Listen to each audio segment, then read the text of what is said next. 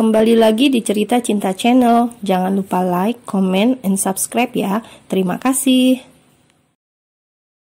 Tanpa mengulur waktu, Laura segera bangkit dari duduknya dan menghampiri sang wanita yang ia yakini sebagai jalang suaminya. Tanpa ampun, wanita hamil ini segera menjambak rambut Sena dan menariknya kuat. Sena berteriak merasakan sakit, tubuhnya terhuyung ke belakang hingga berakhir jatuh tersungkur di atas lantai. "Rasakan, dasar jalang, wanita sundal!" maki Laura dengan suara yang menggema. Kesakitan, Sena mengangkat wajah, memperhatikan seorang wanita hamil yang memaki-maki dirinya tanpa ampun. "Apa maksud Anda?"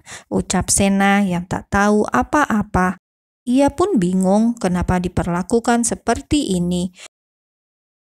Mendengar pertanyaan Sena, Laura berdecih. Di Jakarta ini, siapa sih yang tidak tahu dirinya?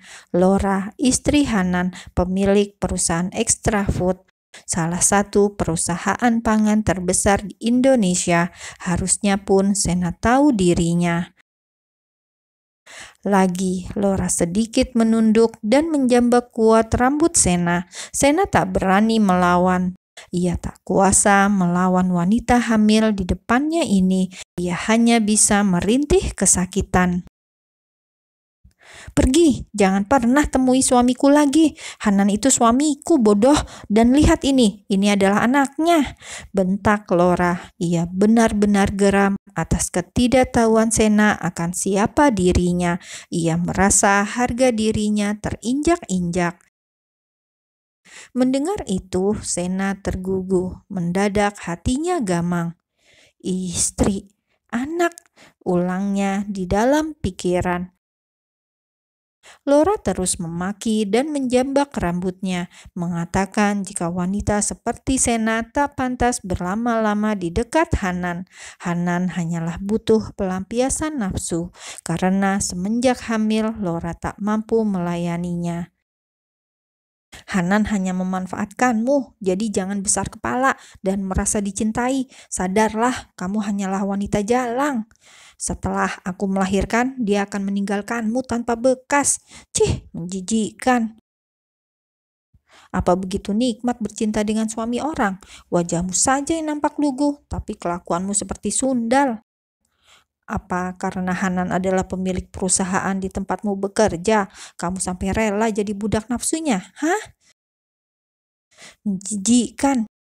Jangan-jangan di kantor pun kamu membuka kakimu lebar-lebar.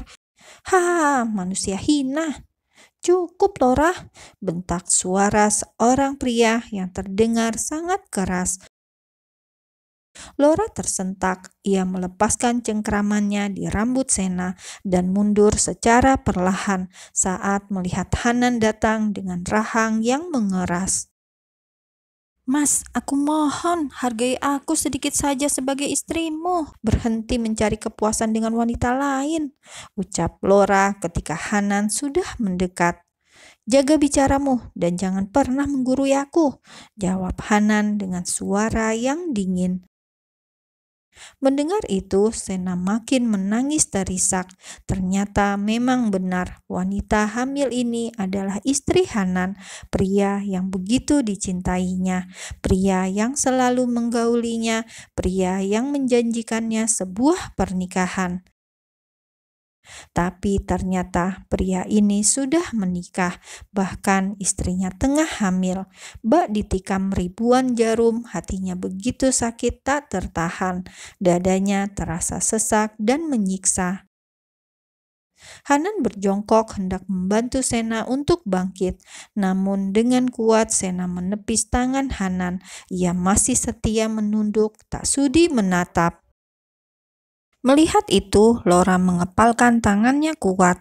Bahkan di hadapannya langsung, Hanan lebih memilih memperhatikan seorang jalang. "Ah!" rintih Laura saat merasakan perutnya sakit. "Mas!" panggil Laura merintih. Ia bahkan sampai tersungkur di atas lantai tak kuasa berdiri. Laura kontraksi.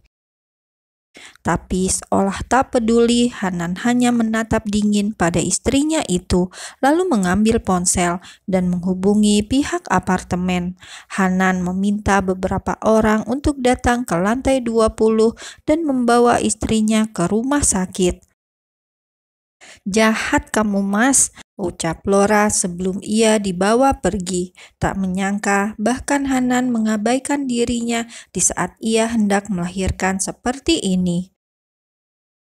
"Dasar jalang," pekik Laura. Ia menatap benci pada Sena yang masih saja menangis dan duduk di atas lantai.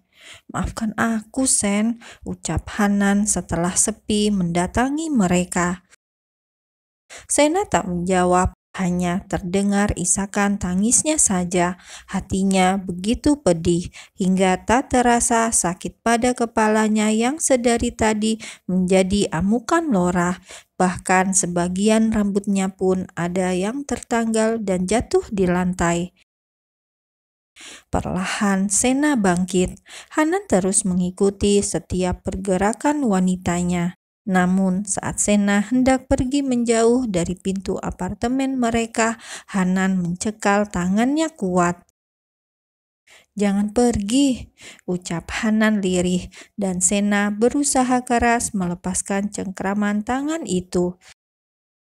"Jangan jadi pecundang, Om. Istri Anda akan melahirkan. Sebaiknya Anda menemani beliau," jawab Sena dengan suaranya yang dingin, berucap tanpa melihat Hanan dan hanya menatap lurus dengan tatapan kosong.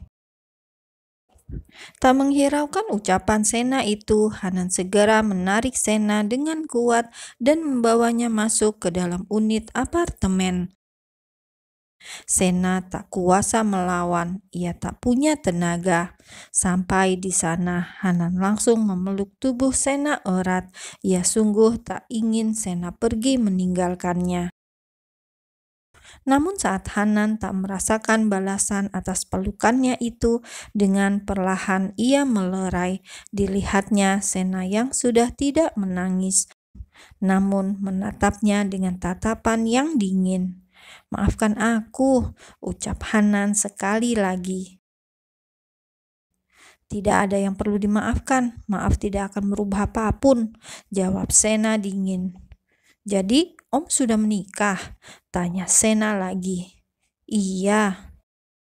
"Om pemilik perusahaan tempatku bekerja?" "Iya." Sena menggigit bibir bawahnya, menahan agar air matanya tak kembali keluar. Betapa banyak hal yang Hanan tutupi dari dirinya.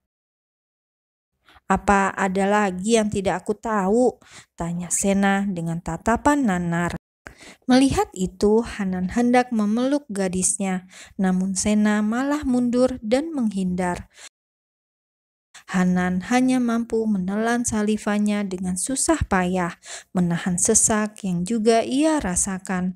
Mungkinkah Sena akan seperti Airin juga, yang meninggalkan dirinya meski ia sudah mencegah?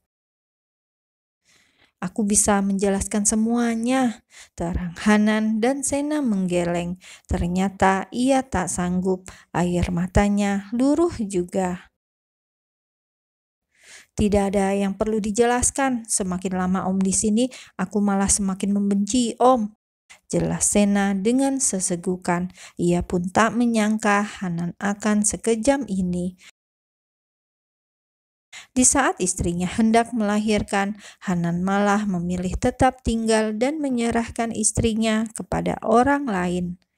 "Semua tidak seperti yang kamu lihat. Ini terlalu rumit untuk aku jelaskan. Aku mohon, Sen, percayalah padaku." Lagi Sena menggeleng kala mendengar ucapan Hanan itu. "Percaya apa? Kurang percaya apa aku selama ini? Bahkan semua hidupku sudah kuserahkan pada Om," jawab Sena lirih. Demi Hanan, ia sampai mengecewakan kedua orang tuanya. Tapi apa yang ia dapat hanya sebuah kebohongan. Hening. Cukup lama tak ada kata, hanya terdengar isakan tangis Sena. Ayo kita akhiri semuanya ini, Om. Aku tidak bisa melanjutkannya lagi, ucap Sena setelah tangisnya mereda. Pelan Hanan menggeleng. Beri aku kesempatan untuk menjelaskan semuanya, Sen. 10 menit, hanya 10 menit, pinta Hanan dengan sungguh-sungguh. Tak bisa menghindar, akhirnya Sena menuruti ucapan Hanan. Ia mendengarkan semua pembelaan dari sang kekasih. Hanan menceritakan semuanya tanpa ada yang ia tutup-tutupi. Tentang hubungannya dengan Laura yang hanya sebuah kesalahan. Hanan sudah berniat untuk berpisah dengan Laura setelah wanita itu melahirkan. Ia ingin mengatakan ini semua pada Sena saat keadaan sudah membaik, tapi siapa sangka semuanya malah jadi seperti ini. Aku tetap ingin kita berpisah, Om, ucap Sena setelah Hanan selesai menjelaskan. Jangan berkata seperti itu. Kata-kata itu membuat hatiku sakit. Jujur Hanan dan Sena bergeming karena ia pun merasakan hal yang sama. Pergilah, tapi tunggu aku menjemputmu. Aku akan datang saat aku sudah layak jadi suamimu. Tanpa permisi, air mata Sena mengalir lagi.